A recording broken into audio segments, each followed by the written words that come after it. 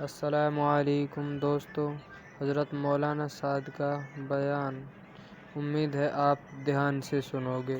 یعنی زمانے کا وہ فتنہ ہے جس نے علم کا، علماء کا وقار ختم کر دیا ہے، اور ایک حرام کام کا تصویر کشی قطعاً حرام ہے، اس کو جائز کہنا تو گمراہی ہے۔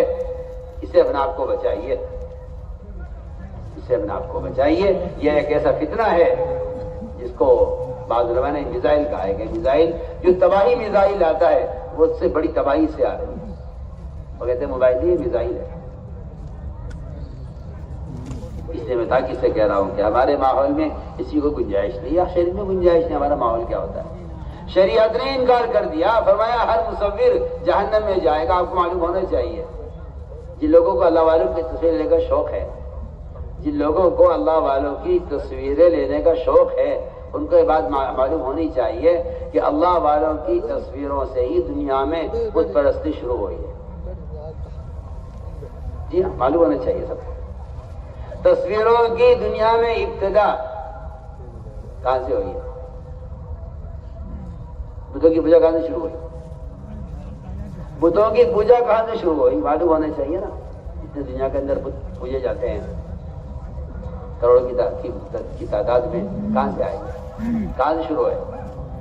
یہ دیکھو عجیب حالت ہے، جہاں آواز سنتے ہو ادھر ہو جاتے ہو۔ میں کچھ کہہ رہا ہوں، ادھر دیکھو نا میری طرف۔ یہ تو شیطان ہے جو چیخ رہا ہے، تم بھی شیطان بن جاؤ اس کے پیچھے۔ بت پرستی کہاں سے شروع ہوئی؟ یہ معلوم ہونا چاہیے۔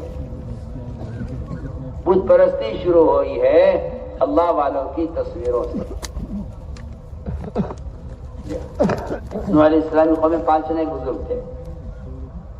شیطان نے مشورہ دیا آج کل کے شیطانوں کی طرح کہ ان کی تصویر بناؤ بزرگوں کی۔ شیطان نے آج کل کے شیطانوں کی طرح مشورہ دیا نوح علیہ السلام کی قوم کو کہ اپنے بزرگوں کی تصویر بناؤ، ان کی یادگار رہے گی۔ ان کی تصویریں بنی۔ اب تصویر بنانے کا طریقہ بدل جائے تو بدل کر رہے گا، کیا بات ہے؟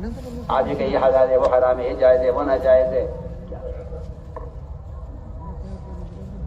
انہوں نے تصویریں بنائی بزرگوں کی شیطان کے کہنے سے، پھر ان تصویروں کے مجسمے بنے۔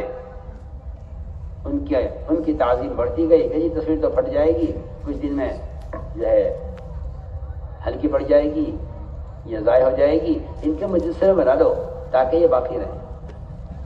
یہاں سے دنیا میں بت پرستی شروع ہوئی ہے۔ میں تو آج بھی کہتا ہوں کہ اگر ان تصویروں سے بت بن سکتے ہیں تو ان تصویروں میں کیا بتوں کی بو نہیں ہوگی؟ کیا ان بتوں کی ضرورت نہیں ہوگی؟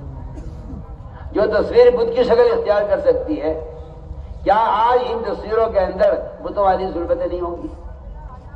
کسی کا احساس مردہ ہو گیا ہو اور کسی کا ایمانی بیچارے کا کھوکھلا ہو کہ کوئی حرج نہیں ہے تو وہ جانے، ورنہ میں نے آپ سے عرض کر دیا کہ دنیا میں بت پرستی کی ابتدا اللہ والوں کی تصویروں سے ہوئی ہے۔ کیوں؟ عجیب بات ہے۔ علماء نے لکھا ہے کہ تصویر بنانا، چاہے موبائل سے بنائے، تصویر بنانا اللہ تعالی کی، اللہ اکبر، اللہ تعالی کی صفت میں، اس کی صفت تخلیق ہے، اس کی نقالی کرنا ہے کہ میں بھی اللہ ہوں۔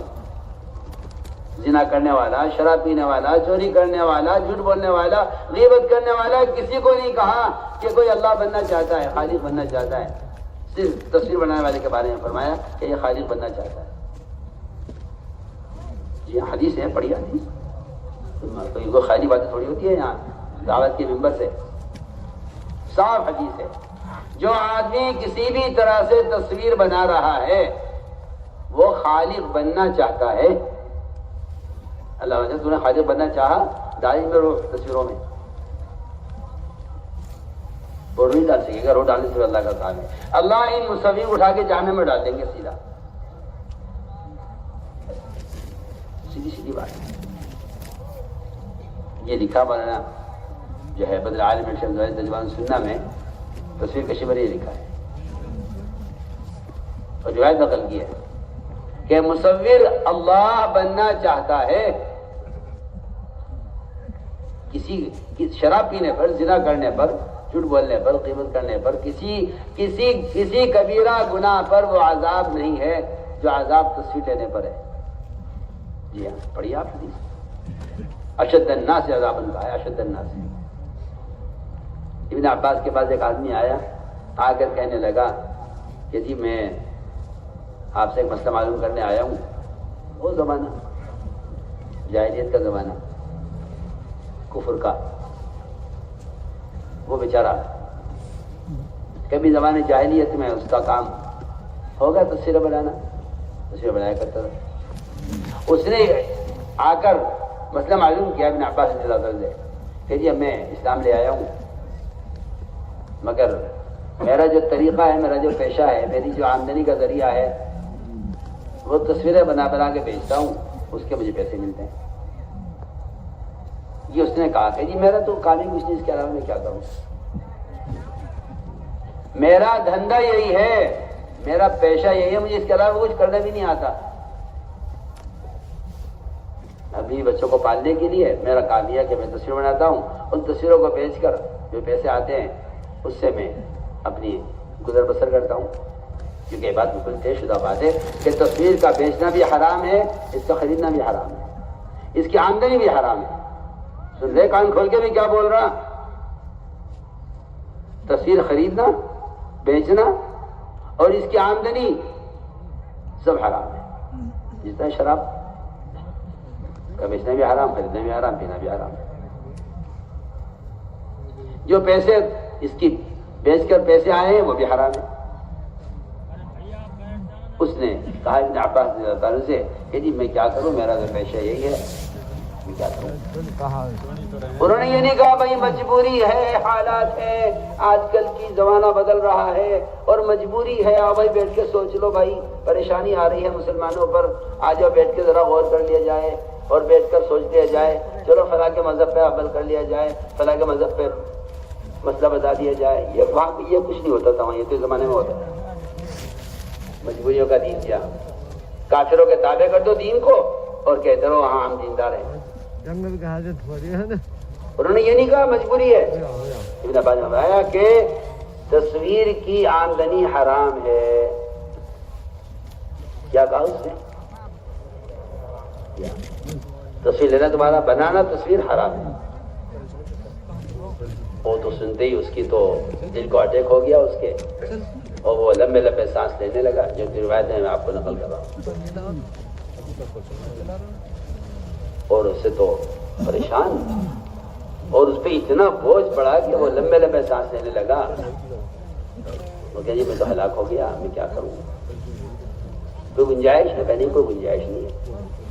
آپ کا عمل بھی حرام ہے، آپ کی آمدنی بھی حرام ہے، آپ کا تصویر بنانا بھی حرام، بیچنا بھی حرام، خریدنا بھی حرام۔ سنیں موبائل والے، سنیں میں کیا بول رہا ہوں۔